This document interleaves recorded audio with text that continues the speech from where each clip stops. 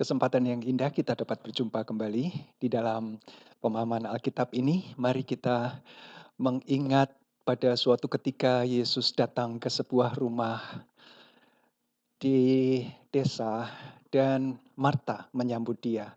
Marta melayani dia dan Maria, saudara dari Marta, itu duduk di bawah kaki Tuhan mendengar dengan sungguh-sungguh. Marta datang dan berkata kepada Yesus, "Tolong Tuhan beritahu saudara saya supaya membantu." Tetapi jawaban Tuhan sangat indah. "Marta, engkau khawatir dan menyusahkan diri dengan banyak hal. Tetapi hanya satu saja yang perlu. Satu saja yang perlu. Maria telah memilih bagian yang terbaik yang tidak akan diambil dari dia." Kita tahu bahwa makan itu tentu penting ya, melayani itu juga satu bagian dari rasa hormat, rasa kasih terhadap orang yang dihormati, dikasihi. Tetapi ada bentuk dari kasih, hormat yang jauh lebih tinggi dari hanya sekedar tampilan di luar, yaitu apa yang di dalam. Seperti juga Rasul Paulus berkata kepada Timotius anaknya,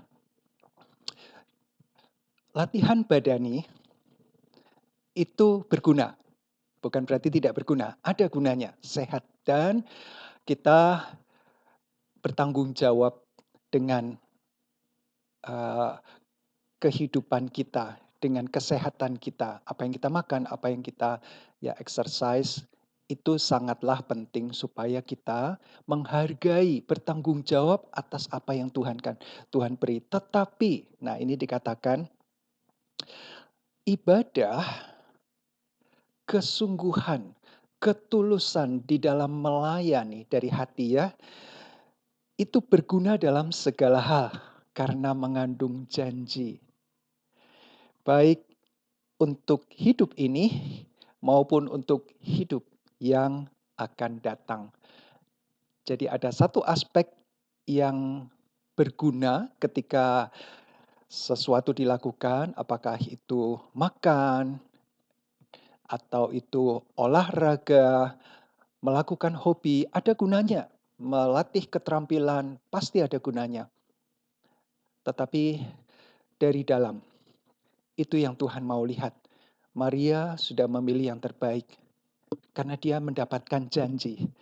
Baik yang saat itu bahkan sampai kekekalan. Mari kita berdoa, Tuhan terima kasih kami sangat sadar bahwa seringkali kami hanya menunjukkan hal-hal yang terlihat supaya kami dipandang nampak baik dan nampak bertanggung jawab. Tetapi sesungguhnya Tuhan Engkau melihat hati kami dan kami rindu pada saat kami belajar bersama tentang firman Tuhan, hati kami sungguh-sungguh terarah kepada Engkau yang menyatakan diri, yang mewahyukan melalui firman Tuhan. Wahyu yang spesial hanya untuk kami, anak-anak Engkau Tuhan, yang tidak dimiliki oleh orang lain. Oleh sebab itu kami menganggap ini sebagai hak istimewa yang mengandung janji dalam segala aspek saat ini bahkan sampai selama-lamanya. Terima kasih di dalam nama Tuhan Yesus kami berdoa. Amin. Ulangan pasal 17 ya. 16 dan 17.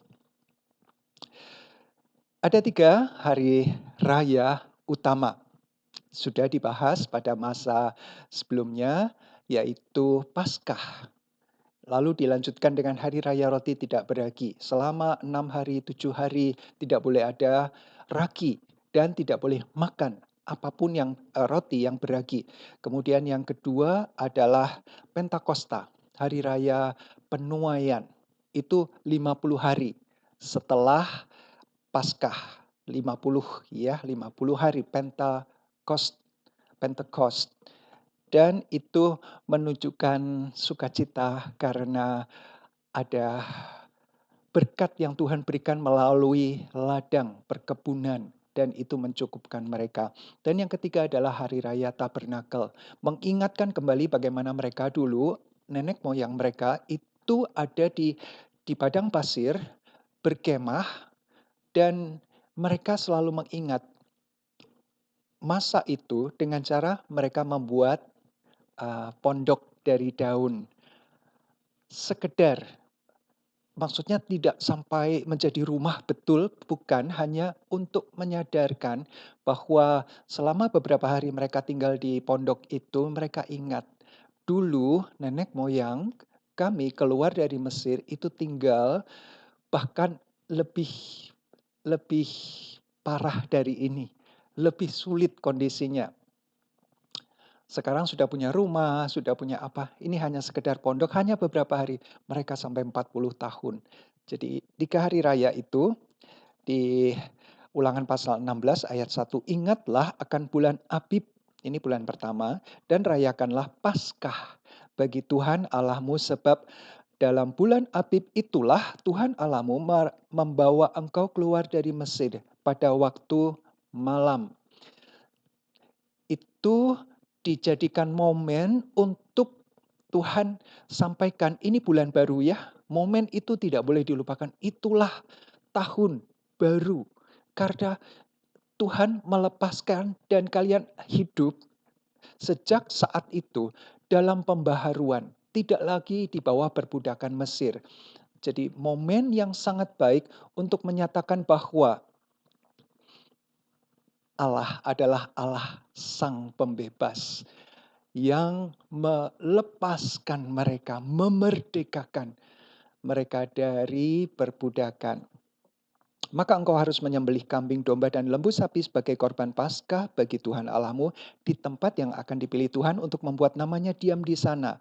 Jadi akan ada satu tempat di mana mereka menikmati ibadah ini bersama-sama, perayaan ini bersama-sama.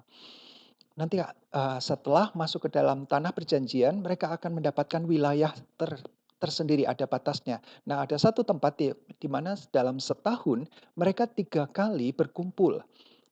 Diharapkan para laki-laki ya dalam radius tertentu itu hadir dan membawa persembahannya, membawa hatinya terutama untuk merayakan. Ini dia, yang pertama adalah Paskah. Eh, janganlah engkau makan sesuatu yang beragi besertanya. 7 hari lamanya engkau harus makan roti yang tidak beragi. Be, besertanya yakni roti penderitaan. Nah, mereka mengingat bahwa pada Paskah yang pertama kali itu adalah Tuhan menghukum Mesir dengan tulah ke-10. Kengerian yang luar biasa. Bahkan bukan hanya gelap, itu sempat ada tulah gelap gulita luar biasa sampai mereka dekat, itu pun tidak bisa lihat. Seperti seolah-olah ada yang menempel, pekatan itu menempel sehingga mereka sungguh-sungguh berada di dalam kengerian yang luar biasa. Tetapi ini lebih ngeri lagi karena di dalam kepekatan itu ada malaikat maut yang masuk setiap rumah dan membunuh anak sulung laki-laki, baik manusia maupun hewan. Tempat yang tidak ada tanda darah di situ, maka anak sulung laki-laki pasti mati. Jadi bukan cuman kengerian, tetapi juga kedukaan yang luar biasa. Dari istana sampai ke rumah-rumah, di semua rumah pastilah ada anak sulung. Dan itu sebuah kengerian yang didengar oleh orang Israel pada saat itu karena mereka ada tanda darah, malaikat maut itu lewat. Tetapi teriakan yang luar biasa, menyayat hati, itu mereka dengar ada di sekitar mereka, di mana-mana. Dan itu mereka makan dengan cepat, ya, dengan uh, roti yang keras, kemudian dengan anak domba yang dibakar pahit dengan sayur-sayuran pahit. Itu dinyatakan sebagai roti penderitaan. Sebab dengan buru-buru engkau keluar dari Mesir. Jadi pada Di tempat yang akan dipilih Tuhan Allahmu untuk membuat namanya diam di sana, engkau harus mempersembahkan korban Paskah itu pada waktu senja ketika matahari terbenam, bertepatan dengan saat engkau keluar dari Mesir. Engkau harus memasaknya dan memakannya di tempat yang dipilih Tuhan Allahmu, kemudian paginya engkau harus pulang kembali ke kemahmu. 6 hari lamanya engkau harus makan roti tidak beragi, dan pada hari ketujuh harus ada perkumpulan raya bagi Tuhan Allahmu. Dan janganlah engkau melakukan pekerjaan. Itu hari raya pertama, awal tahun. Tahun, ada 2 kalender ya, kalender rohani ini, Abib ya, ada kalender agrikultural, pertanian, karena itu berkaitan dengan musim. Sedangkan Eee, kalender rohani itu tidak berkaitan dengan pertanian, agrikultural, tetapi berkaitan dengan masa-masa di mana Tuhan mengingatkan apa yang terjadi di situ. Kemudian 50 hari setelahnya ya, ayat 9, 7 minggu harus kau hitung, dan pada waktu orang mulai menyapit gandum yang belum dituai, haruslah engkau menghitung 7 minggu itu. Kemudian haruslah engkau merayakan hari raya 7 minggu, Pentakosta, hari ke-50-nya, bagi Tuhan Allahmu, sekadar persembahan sukarela yang akan kau berikan sesuai dengan berkat yang diberikan kepadamu oleh Tuhan Allahmu. Dengan merayakan ini, berarti Tuhan akan memberikan berkat, akan memberikan tuaian sesuai dengan karya mereka, sesuai dengan anugerah Tuhan. Hujan itulah yang sangat mereka rindukan, satu-satunya sumber untuk mengairi kebun yang luas dari Israel bagian utara sampai tanah perjanjian bagian utara sampai ke selatan, baik yang di sebelah barat Sungai Yordan maupun yang di sebelah timur, tetap ada kerinduan air hujan itu, dan itu yang Tuhan berikan. Asal orang-orang yang diam di dalamnya, yaitu orang Israel, ke-12 suku Israel ini sungguh-sungguh berpegang pada ketetapannya. Haruslah engkau bersukaria di hadapan Tuhan Allahmu. Ya, ini sebuah perintah untuk bersukaria seperti yang sebelumnya sudah kita bahas ya. Sukacita itu adalah pilihan. Kalau diperintahkan, berarti ini bukan hanya sekedar menuruti perasaan, suasana hati, tetapi sungguh-sungguh kita punya otoritas untuk mengatakan kepada diri sendiri, "Hai jiwaku, bersukacitalah." Terlepas dari kondisi apapun, hai jiwaku, pujilah Tuhan, karena Tuhan sudah baik dan untuk selama-lamanya kasih setianya. Pemahaman itu akan membuat suasana hati, perasaan, emosi kita bersukacita. Kita akan tersenyum dengan tulus karena mengingat, iya Tuhan baik ya, kalau saya hitung berkat-berkat Tuhan, aduh jauh lebih berlimpah daripada masa-masa sulit. Kalaupun ada masa sulit, Tuhan menolong saya melalui masa kesulitan itu dengan indah.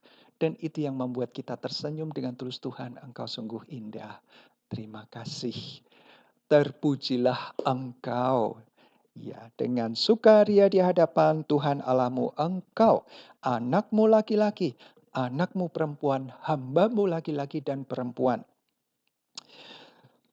Dan orang Lewi, ya jangan lupa ada suku yang tidak mendapatkan hak waris milik pusaka berupa wilayah tanah.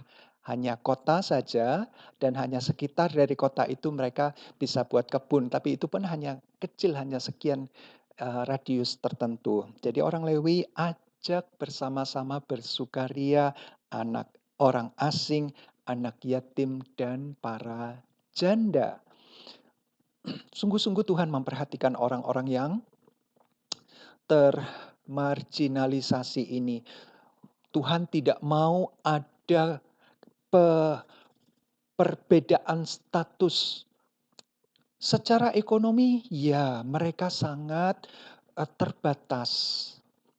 Apalagi jika, para janda yang, tonggak tiang penopang kepala keluarga sudah tidak ada, jadi mereka mungkin hanya bisa mengerjakan hal-hal yang kecil, hanya memungut sisa-sisa jelai gandum dari kebun orang jika saat panen. Kalau tidak panen ya berarti tidak harus mencari sesuatu rantingkah yang dikeringkan kemudian jual sebagai kayu bakar atau apapun yang sangat sederhana yang mereka bisa lakukan. Karena orang lebih suka mempekerjakan laki-laki, jelas. Ya karena kekuatannya dan sepanjang hari kalau para janda hanya punya waktu sebentar, anaknya dia harus cepat pulang atau jual dulu apa yang dia berhasil dapatkan, kemudian dia beli bahan makanan, kemudian dia siapkan makanan untuk keluarga kalau dia sudah punya keluarga, anak-anak begitu. Maka itu adalah tugas yang sangat berat. Kalau bersukaria jangan lupa orang-orang yang berkekurangan seperti ini. Anak-anak yatim sama dengan para janda. Kalau para janda harus bekerja untuk anak-anaknya, sedangkan anak-anak yatim sungguh-sungguh tidak bisa bekerja. Sungguh-sungguh tangannya hanya bisa melakukan sesuatu untuk meminta. Dan sungguh-sungguh orang-orang yang mau rela memberi, itu yang Tuhan suka. Di sini diingatkan pada hari raya Pentakosta. Itu adalah saat bersukaria karena Tuhan memberi berkat berupa panen. Jangan makan sendiri, jangan hanya untuk, ditabung tentu untuk masa depan, tetapi jangan lupakan mereka yang dalam kondisi terpuruk pada saat ini. Kalau para janda itu kemudian nanti bisa bisa dengan usahanya yang tekun, ulet, dan akhirnya bisa mempunyai usaha yang cukup, ya sudah tidak perlu dibantu. Anak-anak yatim ketika sudah menjadi dewasa, sudah bekerja sendiri, mendapatkan, ya bukan anak lagi ya, berarti sudah dewasa, ya sudah. Tetapi pada saat di mana mereka berkekurangan, sangatlah perlu untuk memperhatikan dan mengajak mereka menikmati berkat Tuhan. Pentakosta, hari raya, panen. Di tempat yang akan dipilih Tuhan Allahmu untuk membuat namanya diam di sana, haruslah kau ingat bahwa kamu dulu juga budak di Mesir dan haruslah kamu melakukan ketetapan ini dengan setia. Akan selalu ada orang miskin?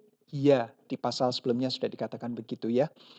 Jadi haruslah tetap hati ini terbuka, mata ini memandang dengan empati, sadar, dulu nenek moyang begitu, saya dulu juga begitu.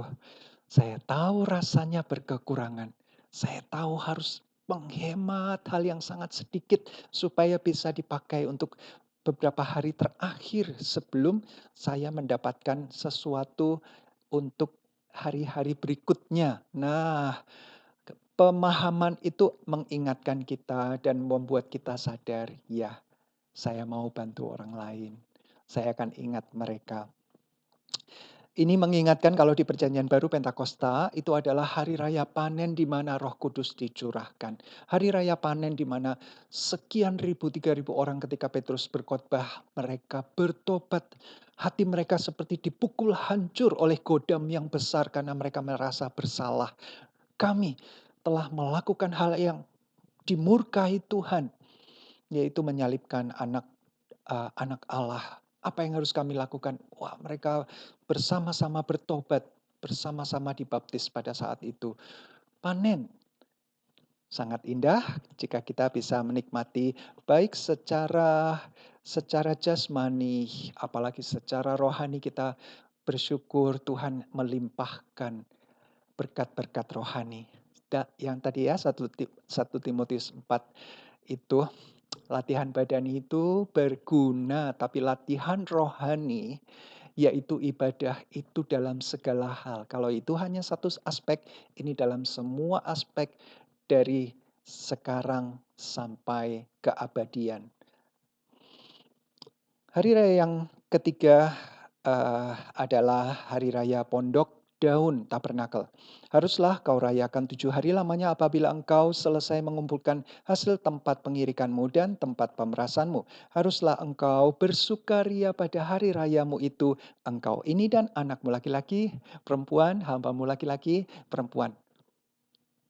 Ya, hamba itu dilibatkan dalam bersukaria karena mereka menjadi bagian dari rumah. Anggota keluarga jelas itu inti dan itu yang menjadi fokus. Tetapi ketika karena budak-budak ini, hamba-hamba ini juga bekerja, melayani, mengabdi. Apalagi kalau sudah ditindik ya, lubang berlubang, artinya dia mengabdi dengan sepenuh hati, rela untuk selama-lamanya bersama dengan Sang Tuhan, tidak mau keluar, tidak mau dibebaskan pada tahun Sabat ketujuh.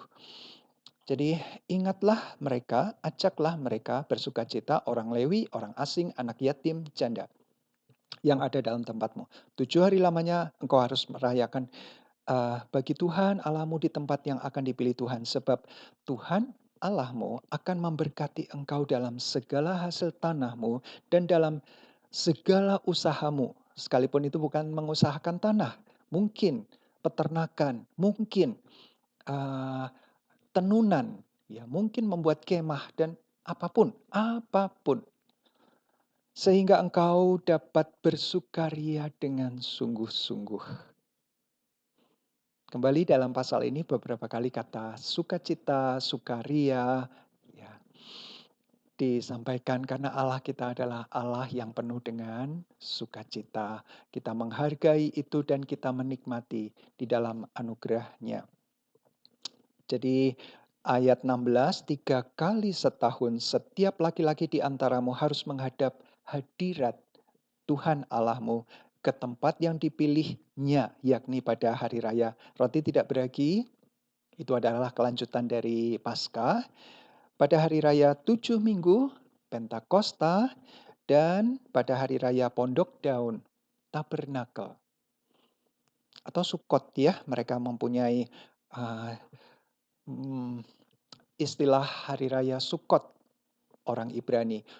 Men, ma- m- Menyadari bahwa di dalam kemah yang sementara, pondok yang dari daun itu, Tuhan tetap memelihara. Jadi ini adalah mengingatkan akan providensia pemeliharaan Tuhan. Setahun sekali, 7 hari mereka tinggal di luar. Uh, Daun-daunan itu tidak bolehlah rapat dipasang. Menaungi sepenuhnya tidak boleh. Harus ada celah-celah di mana mereka sambil bermalam di situ, jika memungkinkan, bermalam di situ dan melihat langit. Sama seperti nenek moyang mereka di padang gurun, tidak selalu ada di kemah. Mereka mungkin di luar sambil membuat api unggun, sambil bercakap-cakap di dalam keluarga atau di dalam satu lingkungan itu, melihat ke langit, menyadari betapa ada tiang api yang menaungi mereka, mengingat bagaimana Tuhan memelihara. Bagus sekali. Jadi hari raya Tabernakel, Sukkot atau Pondok Daun itu menyadari Tuhanlah pelindung, Tuhanlah shelter yang menjadi pemelihara mereka, yang melindungi mereka dari keganasan alam dan seterusnya. 3 kali dalam setahun, janganlah ia menghadap hadirat Tuhan dengan tangan hampa. Tetapi masing-masing dengan sekedar persembahan sesuai dengan berkat yang diberikan kepadamu oleh Tuhan Allahmu. Ini juga mendidik bahwa sekalipun saya sangat, sangat hemat karena secara finansial memang sedikit pemasukannya, tetapi jangan jadi pelit. Tuhan suka orang yang memberi dengan sukacita. Walaupun dari sisi nilai, aduh nggak ada apa-apanya. Tetapi bukan, Tuhan tidak lihat nilai berapa besar. Tetapi Tuhan lihat hati. Seorang janda yang memasukkan 2 keping Uang sederhana di, bait Allah itu Yesus katakan dibandingkan dengan orang-orang kaya yang memberikan, koinnya yang berat, ini koin ringan nggak ada bunyinya, nyaris ya, dari janda itu. Tetapi kalau yang kaya memberikan banyak dan berat, karena logamnya lebih mulia jauh, jadi memberikan bunyi gemerincing yang kalau para imam di sana memperhatikan akan membuat senang sekali. Wah, pendapatan bait suci hari ini luar biasa. Bisa menilai dari gemerincingnya uang emas, perak mungkin, koin yang bernilai tinggi, berarti lebih berat, lebih besar. Jadi nyaring bunyinya ketika diberikan, apalagi dengan jarak yang agak sengaja ditinggikan gitu ya, supaya lihat, dengarkan, inilah aku. Dring dring dring dring dring. Ya, Tuhan tidak suka itu. Sesuai dengan berkat masing-masing, kerelaan, sukacita di dalam memberi, itu yang Tuhan suka. Sekali lagi ketika kita berada dalam ibadah, ada kantong persembahan lewat, tidak harus memasukkan jika memang tidak ada. Ada QRIS bisa, ada banyak macam, tidak haruslah merasa malu, tidak. Tetapi kalau memang ada dengan sukacita, sesuai dengan berkat yang Tuhan berikan, saya memberi dengan sukacita. Tuhan senang pemberian yang seperti itu. Lalu bagian terakhir dari pasal 16 itu adalah tentang pengadilan yang adil. Namanya pengadilan harusnya adil. Tetapi seringkali kita dengar, bahkan kita rasakan sendiri betapa tidak adilnya tempat di mana kita tinggal. Ada begitu banyak ketidakadilan. Tidak perlu membahas hal itu, tetapi yang kita perlu adalah membahas bahwa Tuhan itu adalah hakim yang sungguh-sungguh adil. Pengadilan tertinggi, mahkamah tertinggi yang tidak bisa diganggu-gugat, yaitu Allah sebagai hakim yang adil. Ayat 18, hakim-hakim dan petugas-petugas haruslah kau angkat dari segala tempat yang diberikan Tuhan Allahmu kepadamu menurut suku-sukumu. Mereka yang dipilih itu harus menghakimi bangsa itu dengan pengadilan yang adil. Janganlah memutarbalikkan keadilan. Janganlah tidak adil. Janganlah memandang bulu. Bulu apa nih? Ya, dilihat, kalau warna kulitnya, kulit yang sedang diperiksa perkaranya itu yang satu lebih menarik, yang satu tidak menarik, lalu cenderung membela yang dia suka. Atau bajunya, atau tasnya pakai kulit apa, atau merek apa. Hati-hati sepatunya, ikat pinggangnya.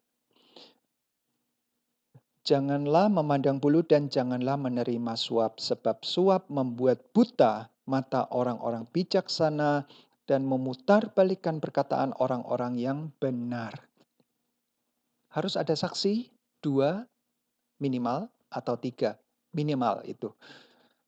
Jadi kalau karena kaya raya, kemudian saksi itu disuap, kemudian hakimnya juga disuap, maka Tuhan tidak suka hal yang seperti itu. Tuhan, ya, ini yang Tuhan sampaikan ya, semata-mata keadilan, sepenuhnya keadilan belaka. Itulah yang harus kau kejar, diupayakan sepenuh hati, supaya engkau hidup dan memiliki negeri yang diberikan kepadamu oleh Tuhan Allahmu. Tuhanlah hakim yang adil. Tuhan memberikan hikmat-Nya kepada orang-orang yang dipilih supaya melakukan, menjadi tangan kanan ya yang melakukan. Karena tentu Tuhan tidaklah yang harus langsung. Jadi melalui wakil, representasi dari keadilan Tuhan. Kemudian berikutnya ada judul yang diberikan, larangan terhadap berhala dan terhadap persembahan hewan yang bercacat. Itu mulai dari pasal 16 ayat 21 langsung ke pasal 17. Jadi saya mengambil ini satu bagian, hanya pasal 17 hanya satu ayat saja, tetapi konteksnya mulai dari pasal 16 ayat 21. Nah, mengenai, eee Eee, bagian yang ayat 21 dari pasal 16, "Janganlah engkau menanam suatu pohon sebagai tiang berhala di samping mezbah Tuhan Allahmu. Mezbah yang akan kau buat bagimu, janganlah juga kau dirikan tugu berhala yang dibenci Tuhan Allahmu." Kita sudah tahu bahwa Tuhan tidak mau yang disembah hanya Tuhan Allah saja, dan karena Tuhan adalah roh, maka penyembahan itu haruslah di dalam roh dan kebenaran. Tidak boleh dalam bentuk apapun. Bahkan itu yang menyerupai seolah-olah itu adalah bayangan Allah dengan gambaran yang ada di bumi ini atau imajinasi, tidak boleh. Kemudian di pasal 17 ayat 1, "Janganlah engkau mempersembahkan bagi Tuhan Allahmu lembu atau domba yang ada cacatnya atau sesuatu yang buruk." Nah, pemberian. Mari kita melihat dalam keseharian kita. Ketika kita mencintai seseorang, jatuh cinta pertama kali begitu ya, maka yang ada di dalam pikiran kita dan hati kita adalah bagaimana cara saya menyenangkan dia. Maka saya akan mencari tahu, apa ya kesukaannya ya? Bagaimana? Apa ya yang dibutuhkan ya? Apa yang bisa saya lakukan untuk memberikan apa yang dia suka dan menolong dia dalam kebutuhannya? Kita melupakan diri kita sendiri. Apapun saya coba kerjakan. Kalau itu adalah cinta yang sejati, yang mula-mula, begitu, seperti itu. Tentu kita bisa ingat ya, atau yang sekarang ini sedang dalam hangatnya cinta yang seperti itu, tahu sekali apa yang sedang dibicarakan dalam makna ketika seorang mengasihi Tuhan dengan sungguh-sungguh, maka dia tidak akan menduakan. Satu-satunya, seperti lagu romantis itu ya, "Lagi makan ingat dia, lagi apapun, ingatnya dia aja. Ingatnya orang yang dicintai karena itu sedang menggebu-gebu, sedang berkobar api cintanya. Tuhan mau kita seperti itu. Jadi tidak ada duanya dengan tiang berhala, pohon, mmm, tugu, apapun. Karena Tuhan tidak mau dibentukkan dalam Eee, bentuk apapun, ya dalam materi apapun, Tuhanlah, Tuhan disembah dalam roh dan kebenaran. Kemudian juga ketika memberi kepada orang yang dicintai, maka tentulah yang terbaik. Mungkin dia hanya mengatakan, "Ih, lagi ingin makan sesuatu yang sederhana." Tetapi karena orang yang mencintai ini punya upaya untuk memberi lebih selain yang diinginkan, diberikan yang lain juga, yang juga mirip dengan itu, yang lebih nikmat, lebih enak gitu ya. Mungkin pilihannya itu dicarikan yang paling baik di kota ini, yang paling enak untuk makanan itu adalah yang di situ. Nah, dicoba dicari. Untuk yang ada kelemahan tubuh, sakit mah misalnya, maka dicarikan obat yang paling aman, herbal atau apapun yang untuk orang yang dicintai ini bisa sembuh. Upayanya sepenuh hati, tidaklah sekadarnya, "Ah kecil biasa itu, batuk ya, ya beli makan kedondong aja, nanti akan lega di situ." Oh, sekedarnya, pasti tidak begitu. Jadi ketika memberi kepada Tuhan pun, kalau Tuhan itu dicintai, pastilah tidak akan memberikan yang cacat, yang buruk, pasti. Sebab yang demikian adalah kekejian bagi Tuhan Allahmu. Nilai itu berdasarkan seberapa kedekatan kita. Jadi kita mau memberikan nilai seberapa untuk Tuhan, baik itu persembahan, baik itu waktu, pengorbanan yang seperti apa kita mau berikan, itu tergantung dari bagaimana saya berelasi dengan Tuhan. Secinta apa saya kepada Tuhan. Setinggi itulah saya akan mengupayakan, sedalam itulah saya akan berkorban. Kalau cintanya dangkal, pasti yang diberikan juga yang sekadarnya. Nah, ini yang muncul dalam pemberian. Contoh ya, di Perjanjian Lama di awal itu ada pemberian dari Kain dan Habel. Kain memberikan seadanya. Dia adalah seorang uh, yang bertani, berkebun. Jadi dia memberikan yang dari hasil kebunnya. Tetapi nampaknya prinsip ini dia tidak tahu. Jadi, oh, sekadarnya lah diambil apa yang bagus untuk dia. Kemungkinannya begitu. Sedangkan Habel pilih dia adalah peternak dan dia pilih yang terbaik, yang paling gemuk, yang paling tidak ada cacatnya, dipilih, diperiksa, kemudian dipersembahkan karena dia cinta pada Tuhan. Dia berikan yang terbaik bagi Tuhan. Nah, prinsip ini juga kita bisa ambil berlaku selama kita hidup di dunia ini. Tuhan sudah memberikan yang terbaik. Ya, Tuhan memberikan yang terbaik. Di dalam 1 Petrus 1 ayat 18 sampai 21. 1 Petrus 1 ayat 18 sampai 21 mengenai apa yang Tuhan sudah persembahkan. Tuhan Yesus persembahkan kepada Bapa untuk demi kita. Nah, ini dia. Sekarang kamu tahu bahwa kamu telah ditebus dari cara hidupmu yang sia-sia, yang kamu warisi dari nenek moyangmu itu bukan dengan barang yang fana, bukan pula dengan perak atau emas. Ada lagunya ya, saya masih ingat, ini ada filmnya juga.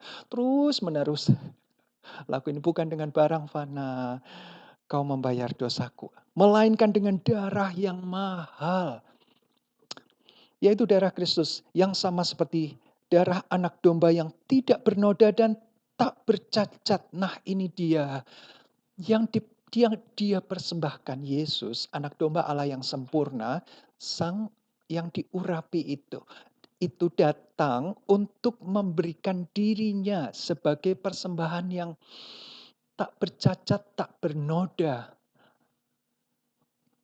Hidupnya tanpa kesalahan sama sekali. Dicari-cari kesalahan. Dibuatlah fitnah dan seterusnya. Tetapi pada sesungguhnya, hal yang sesungguhnya, faktanya adalah dia sama sekali tidak berdosa. Dia melakukan kebaikan. Dia memiliki kebenaran dan menegur dengan tegas, dengan lugas orang-orang yang menyalahi kebenaran karena dia merasa Bapa yang dimuliakan ternyata dinodai dengan cara-cara yang dilihatnya. Jadi dengan keras, dengan tegas dia membersihkan bagian-bagian itu, tetapi tetaplah dengan hati yang penuh cinta. Sebagai anak domba yang keluh, yang diam ketika dibawa ke pembantaian. Sungguh-sungguh dibantai di sana.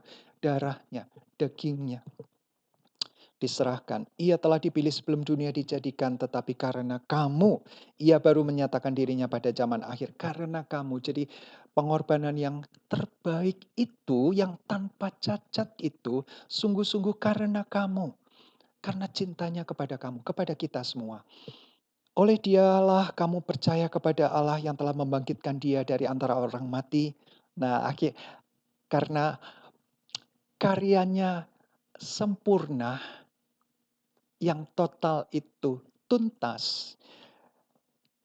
Dan Allah membangkitkan dia dan memuliakannya. Sehingga imanmu dan pengharapanmu tertuju kepada Allah. Nah, ini dia. Untuk kita, supaya kita punya iman, supaya kita punya pengharapan. Dan itu Tuhan sudah genapi dengan cara pengorbanan yang sedemikian luar biasa. Tuhan sudah memberi yang terbaik. Kasih-Nya dalam relasi itu, Tuhan memberikan kasih yang terbesar kepada kita. Bagaimana kita merespons kasih itu? Apakah dengan pemberian yang terbaik juga, atau hanya sekedar saya hanya sekedarnya gitu ya. Itu saya lagi butuh ini. Baiklah, mari kita memohon hikmat Tuhan, apa yang Tuhan mau supaya kita bisa berikan. Di dalam Kejadian, ketika Adam dan Hawa jatuh dalam dosa, maka ada yang dikorbankan. Kemungkinan adalah domba. Ya, mereka harus keluar dari Taman Eden, tetapi mereka sadar bahwa mereka telanjang, mereka pakai daun. Tuhan tidak biarkan mereka keluar dari taman perlindungan yang Tuhan siapkan khusus di tengah dunia pada saat itu, tempat yang terbaik. Tetapi Tuhan berikan perlindungan, yaitu dari kulit hewan. Jika itu merujuk pada domba, maka satu Adam, ada satu hewan yang dikorbankan. Karena domba tidak terlalu besar, ya, cukup hanya untuk satu. Jadi untuk Hawa ada satu lagi, satu domba untuk satu orang. Kemudian pada masa Paskah, Tuhan menyuruh pada tulah ke-10 itu, untuk Mesir itu ya, Tuhan menyuruh orang Israel untuk mengorbankan seekor anak domba berusia 1 tahun dan melaburkan darahnya itu di kusen, di tiang pintu dan di bagian atasnya, secara vertikal, secara horizontal. Untuk seluruh keluarga. Kalau keluarganya kecil bisa bergabung dengan keluarga yang sama-sama mungkin kecil juga, tetapi dia mempersembahkan domba itu, ikut aja, nggak apa-apa. Jadi satu domba untuk satu keluarga, satu pintu, di mana rumah itu akan dilewatkan penghukuman, kematian anak sulung laki-laki. Kemudian pada masa di mana Tuhan memberikan aturan ritual hari raya pendamaian, Yom Kippur, 1 tahun sekali mereka sungguh-sungguh hari raya yang mereka tunduk merefleksikan, menyatakan keharuannya atas anugerah Tuhan yang besar, juga penyesalan atas dosa. Mereka ingin diperdamaikan pada saat itu dengan Tuhan, dengan cara satu ekor anak domba, selain beberapa ya yang lain, itu untuk seluruh bangsa. Jadi satu domba pada awalnya untuk satu orang. Satu domba untuk satu keluarga, satu pintu, satu rumah. Kemudian satu domba untuk satu bangsa. Yom Kippur, hari raya pendamaian. Kemudian Yesus datang sebagai anak domba Allah yang sempurna, tidak bercacat, tidak bercela, memberikan darahnya untuk semua orang yang dicintainya, yang akan percaya kepadanya, yang menyadari bahwa dirinya di dalam murka Tuhan karena berdosa. Dan satu-satunya jalan keselamatan itu hanya ada pada darah anak domba yang sempurna itu, yang tidak perlu ritual setiap tahun sekali dan berulang-ulang karena sementara sifatnya. Tetapi yang satu ini satu kali untuk selama-lamanya. Jadi ketika percaya pada pengorbanan Yesus Kristus sebagai anak domba Allah yang sempurna, tak bercacat, tak bercela ini, setiap orang mendapatkan pengampunan. Progres di mana Tuhan menyatakan anugerahnya makin lebar, dari satu orang menjadi satu keluarga, dari satu keluarga menjadi satu bangsa, dari satu bangsa menjadi berkat bagi semua bangsa di muka bumi. Siapapun, tidak pandang bulu, kulit warna apapun, dalam strata ekonomi yang seperti atau status uh, jabatan seperti apapun, tidak ada bedanya di hadapan Tuhan. Bedanya hanya terima anugerah yang besar ini, yang tidak bercacat ini. Dan setelah menerima, kita semua yang sudah menerima, mari kita memberikan yang terbaik bagi Tuhan. Dalam cinta kita, kita mempersembahkan yang terbaik bagi Tuhan. Melatih diri kita untuk memiliki keterampilan atau berupaya dalam usaha pekerjaan kita, dalam studi kita, yang terbaik kita persembahkan bagi Tuhan. Mem Ketika kita belajar firman Tuhan, kita belajar sungguh-sungguh supaya kita makin mengenal, wow, luar biasa Tuhan, makin terpesona dan makin rindu untuk memberikan yang terbaik. Itulah yang ada di dalam bagian 17 ayat 1 ini ya. Di dalam akhir dari Perjanjian Lama di kitab Maleakhi ada orang-orang Israel pada saat itu sungguh-sungguh tidak menghargai Tuhan, sungguh-sungguh memberikan yang cacat, yang lemah untuk Tuhan dan Tuhan murka. Bisa dilihat sendiri di Maleakhi pasal 1 di bagian awal dari uh, perjanjian itu. Mohon maaf sebentar, ada kendala teknis.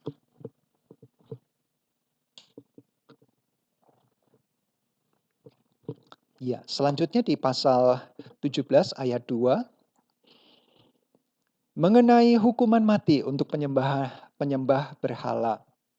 Apabila di tengah-tengahmu di salah satu tempatmu yang diberikan kepadamu oleh Tuhan Allahmu ada terdapat seorang laki-laki atau perempuan yang melakukan apa yang jahat di mata Tuhan Allahmu dengan melangkahi perjanjiannya dan pergi beribadah kepada Allah lain dan sujud menyembah kepadanya atau kepada matahari, bulan dan seterusnya ya.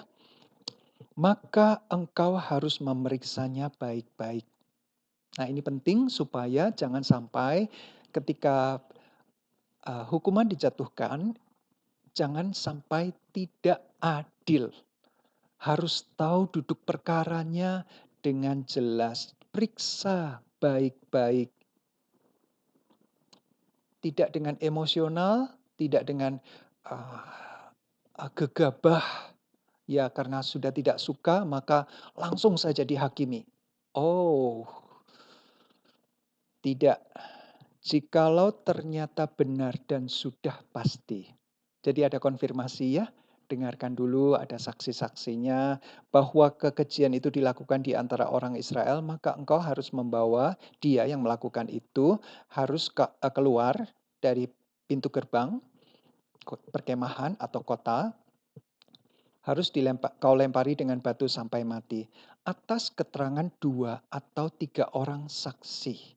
Jadi tidak boleh sembarangan dari yang bersangkutan, pengakuan yang bersangkutan dan orang-orang yang ada di sekitarnya yang melihat, mendengar, yang tahu dengan jelas apa yang dia lakukan. Harus ada saksi diperiksa dengan benar, dengan teliti sehingga tidak ada penghakiman, penghukuman yang tidak adil. Harus hati-hati. Karena ini melawan perintah yang pertama. Tidak boleh ada Allah lain di hadapanku. Jadi ini tentang perjinahan rohani. Menduakan Tuhan. Karena Tuhan adalah pemilik umatnya.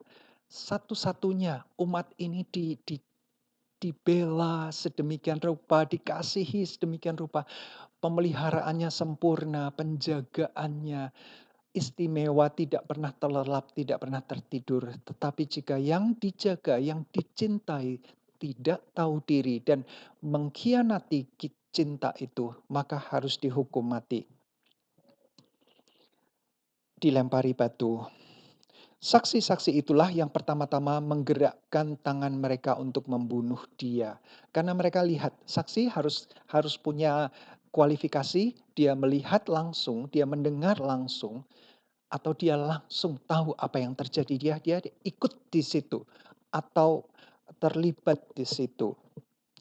Kemudian seluruh rakyat ikut melempari batu. Demikianlah harus kau hapuskan yang jahat dari tengah-tengahmu. Karena penyembahan berhala itu adalah kekejian. Tuhan murka sekali. Kalau itu dibiarkan, maka akan lebih banyak orang yang terlibat di dalam penyembahan perjinahan rohani itu dan bangsa itu akan mendapatkan murka, kutuk dari Tuhan, kota itu. Jadi sebelum itu menyebar, dulu kita bayangkan sebagai kita katakan sebagai kanker ya, lebih baik itu dipotong. Udah, bukannya dengan kejam, Tuhan mengatakan jangan membunuh, ini bukanlah pembunuhan.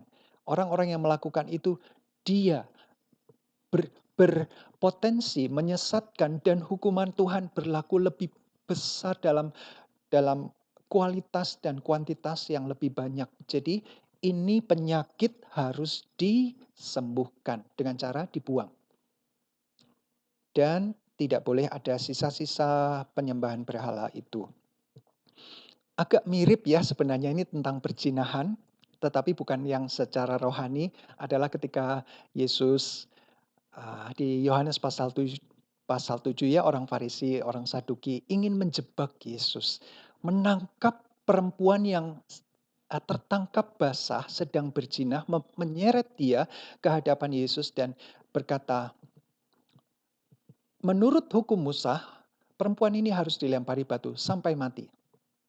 Yesus duduk dan menulis sesuatu di tanah dengan jarinya. Dikatakan begitu ya. Kita bisa mengartikan dalam beberapa hal, tapi saya tidak ingin mengartikan, saya hanya ingin merasa, eee, "Silahkan, apalagi sih yang kamu mau sampaikan?" Nah, sambil menulis, tidak disebutkan juga apa yang digambar atau yang ditulis oleh Yesus, tetapi mereka makin mendesak Yesus. "Ayo, gimana sih? Menurut hukum Musa harus lempar, kita sudah siap nih dengan batu-batu." Misalnya ya, padahal itu tidak di luar kota. Ini yang disuruhnya adalah dilemparinya di luar gerbang kota. Jadi sungguh-sungguh ada, jangan di dalam, apalagi itu pada saat itu di sekitaran bait suci ya. Akhirnya Yesus bangkit berdiri dan berkata, "Yang, tidak berdosa, silakan lempari perempuan ini lebih dulu." Lalu Yesus duduk lagi. Kalimat pendek, tetapi itu seperti pukulan yang keras menghantam kesombongan. Karena mereka sungguh-sungguh tidak adil dari awal. Hanya perempuan ini. Jadi seolah-olah perempuan ini juga dijebak ya. Mungkin memang dia adalah yang melakukan pekerjaannya sebagai wanita penghibur, mungkin atau bukan orang baik-baik tetapi dijebak. Karena yang ditangkap hanya perempuan, mana lakinya? Ini di sini disebutkan laki-laki atau perempuan, jadi sama, tidak dibedakan. Kalau memang dua-duanya melakukan kekejian di hadapan Tuhan, melanggar kekudusan Tuhan, yang dihukum ya dua-duanya, bukan hanya salah satu. Tapi mana nih laki-laki? Nampak sekali cara yang licik mereka ingin menjebak dan perempuan ini masuk dalam jebakannya, siap untuk menjebak Yesus. Lalu mulailah satu demi satu orang meninggalkan tempat itu, mulai dari yang paling tua. Di sini yang seharusnya mulai melempari batu, saksi yang langsung tahu bahwa orang itu sudah melakukan kekejian. Dia di dalam kitab Ulangan 17 ini. Nah, waktu itu akhirnya satu demi satu mengundurkan diri, keluar dari wilayah itu. Dalam arti mereka sadar, Saya tidak lebih baik, saya juga punya dosa. Saya tidak berhak melempari." Mungkin mereka saksi. Jadi tertangkap basah itu istilah mereka ada di dalam Yohanes itu ya, Yohanes 8. Eee, Sungguh-sungguh tertangkap basah. Apakah mereka yang melakukan? Saksi-saksi itu yang sudah siap untuk melempari batu? Kita tidak tahu, tetapi mulai dari yang paling tua, satu demi satu. Sudah, Yesus yang duduk di bawah itu lalu mengangkat kepala dan lihat, hanya tinggal Yesus dan perempuan itu. Yesus berdiri dan bertanya, "Kemana yang lain? Yang mau menghukum engkau mana nih?" "Tidak ada Tuhan." "Tidak ada Tuhan." Nah, perempuan itu mengatakan, "Tuhan." Dan Yesus berkata, "Aku pun tidak menghukum kamu. Pergilah dan jangan berbuat dosa lagi." Luar biasa, sungguh-sungguh Tuhan juga melengkapi ini ya, melengkapi, eee, s eee, saksi-saksi itu akhirnya pergi kan, jadi tidak ada saksi. 2 atau 3 saksi untuk melempari wanita yang, berbuat zina itu dengan batu. Waktu Yesus berdiri tidak ada satupun saksi.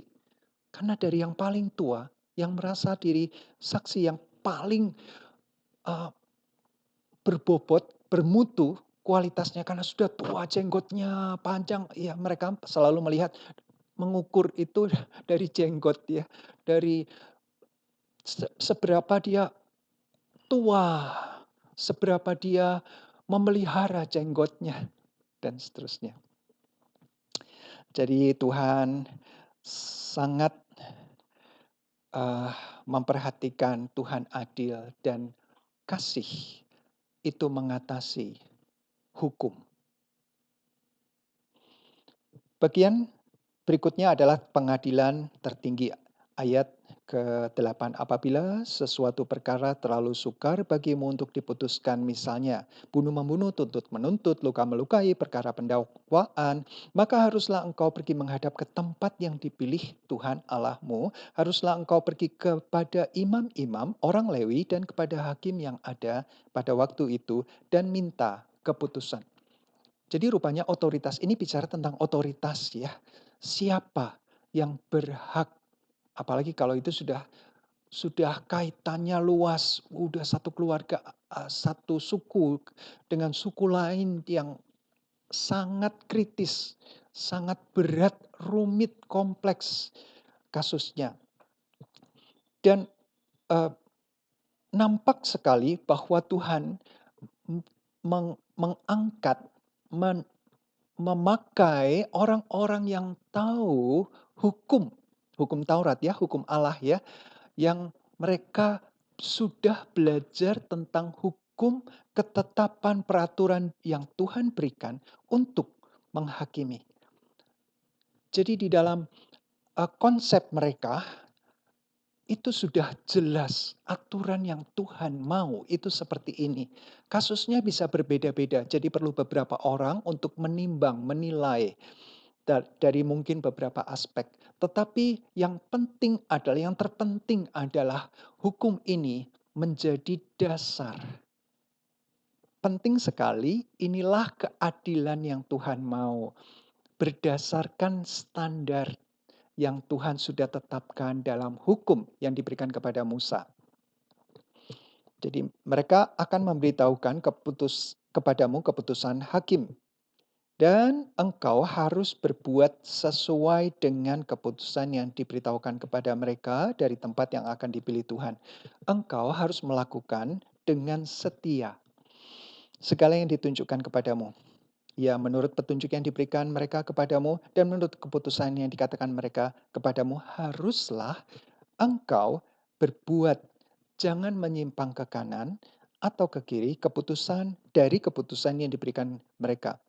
Kalau ada di ayat berikutnya, kalau ada yang berani ya menentang, tidak mendengarkan perkataan imam yang berdiri di sana sebagai pelayan Tuhan Allahmu, sebagai wakil ya duta dari Tuhan Allahmu, ataupun perkataan hakim, maka orang itu harus mati.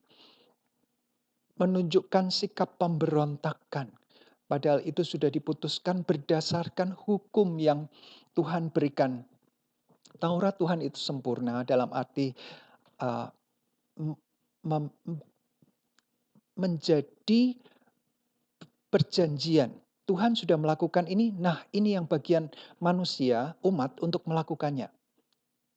Nah itu kemudian Tuhan Yesus memberikan perjanjian yang menyempurnakan, yaitu perjanjian yang sebenarnya esensi, sudah disampaikan dari awal. Sebenarnya kasih, itulah esensi dari hukum. Relasi itu lebih penting daripada aturan. Ya, jadi kalau ada yang membangkang, itu harus mati. Haruslah kau hapuskan yang jahat itu dari antara orang Israel. Maka seluruh bangsa itu akan mendengar dan menjadi takut dan tidak lagi berlaku terlalu berani. Bagian terakhir adalah antisipasi. Sebuah Tuhan tahu orang Israel ketika sudah masuk dalam wilayahnya milik pusaka mereka, mereka akan mencoba mem mengangkat raja bagi mereka. Di ayat 14, "Apabila engkau telah masuk ke negeri dan berkata, 'Aku mau mengangkat raja atasku seperti segala bangsa yang ada di sekelilingku.'" Jadi melihat yang lain, sepertinya keren ya, punya pemimpin yang terlihat.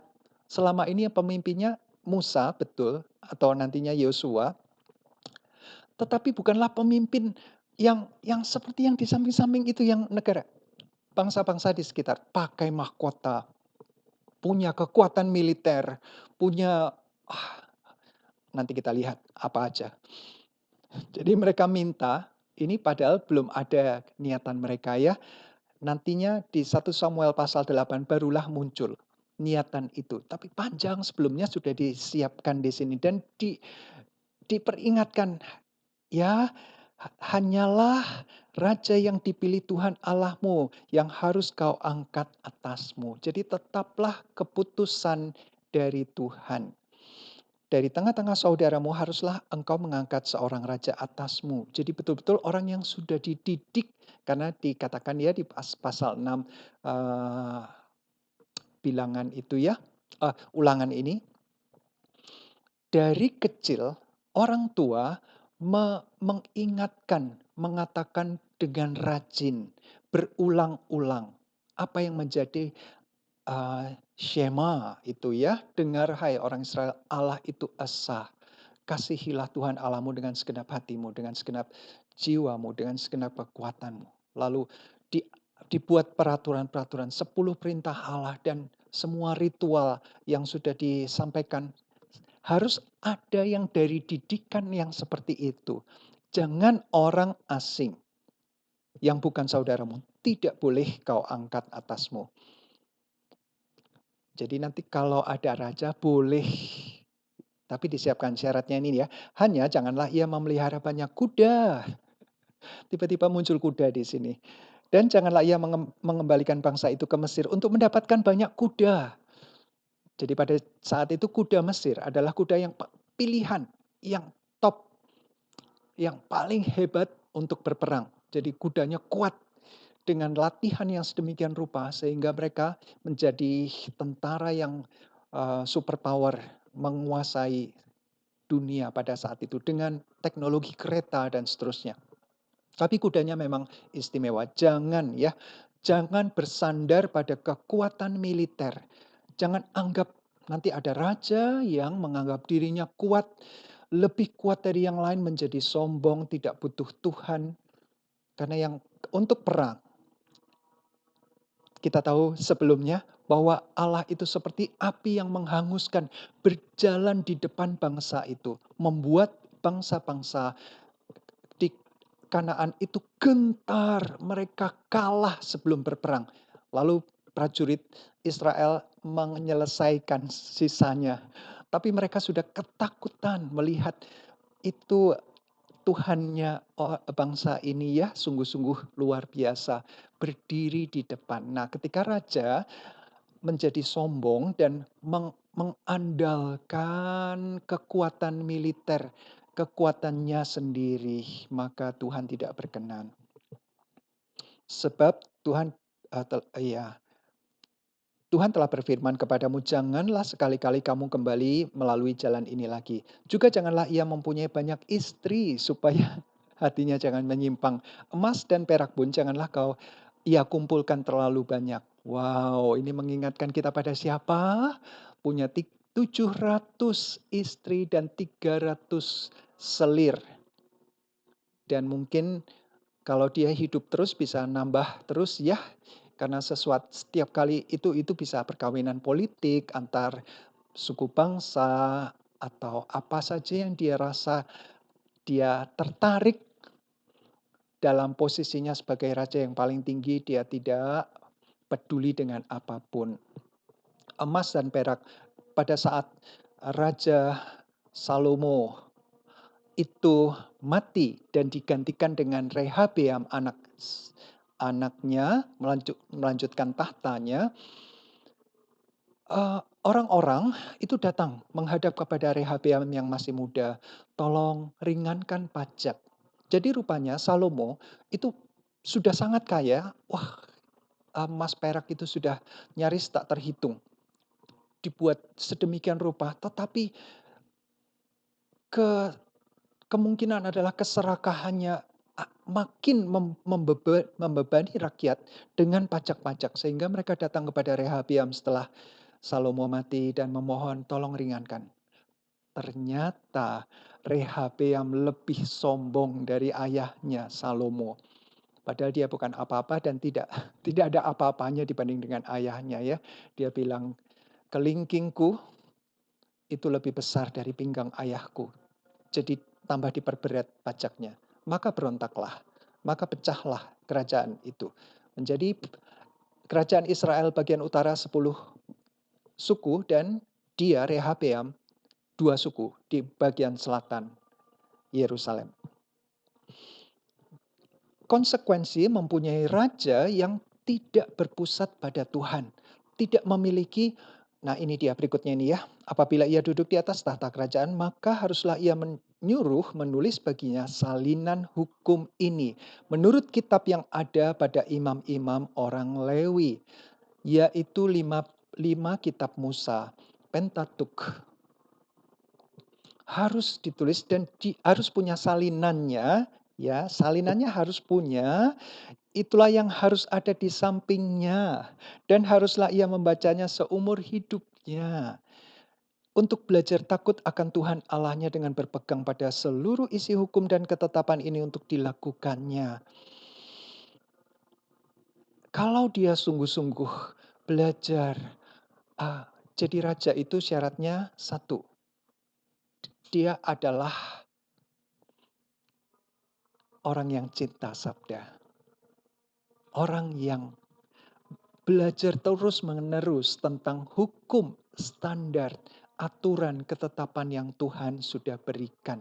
Sudah ada, sudah tertulis. Ya, jadi harus dibikin salinan berarti sudah ada bukunya, scripture, ya, gulungan mungkin dalam bentuk scrolls, itu harus ada di samping dia dan dia harus baca seumur hidupnya. Dia tahu apa yang Tuhan mau dan apa yang Tuhan tidak mau. Dia harus berjalan di dalam koridor, di dalam tempat di mana Tuhan berikan lintasan untuk dia menjadi raja yang bijak, yang takut tunduk akan Tuhan, dan yang membawa umatnya, kerajaannya untuk bangkit dan jaya, itu yang dikatakan ya.